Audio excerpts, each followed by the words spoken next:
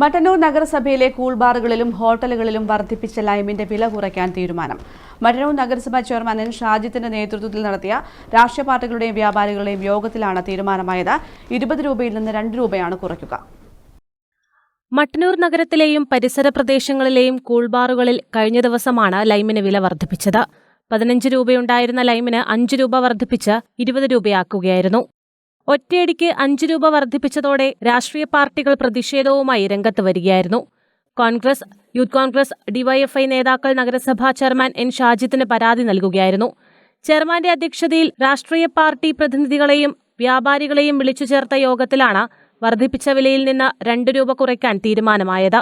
ചെറുനാരങ്ങയുടെ വിലവർദ്ധനവാണ് ലൈമിന് വില വർദ്ധിപ്പിക്കാൻ കാരണമെന്നാണ് കൂൾബാറുകാരുടെ വിശദീകരണം. ഞായറാഴ്ച മുതൽ വില കുറയ്ക്കുമെന്ന് യോഗത്തിൽ തീരുമാനമായതായി ചെയർമാൻ എൻ ഷാജിത്ത് പറഞ്ഞു. ഒരു നീതീകരിക്കാൻ പറ്റാത്ത രീതിയിലുള്ള വർധനവ് ലൈം ഉൽപ്പന്നങ്ങൾക്കുണ്ടെന്നാണ് നമുക്ക് ഈ യോഗത്തിൽ കണ്ടെത്താൻ കഴിഞ്ഞത്. അതിൻ്റെ അടിസ്ഥാനത്തിൽ വർദ്ധിപ്പിച്ച വിലയിൽ നിന്ന് 2 രൂപ കുറച്ചുകൊണ്ട് ലൈം ഉൽപ്പന്നങ്ങൾ കൊടുക്കുന്നതിന് വേണ്ടി ഇന്നത്തെ യോഗത്തിൽ തീരുമാനമെടുത്തിട്ടുണ്ട്. അത് നാളെ മുതൽ പ്രാവർത്തികമാക്കും. മെയ് 3 മുതൽ പ്രാവർത്തികമാക്കാമെന്ന് സംഘടനാ പ്രതിനിധികൾ ഉറപ്പു നൽകിയിട്ടുണ്ട്.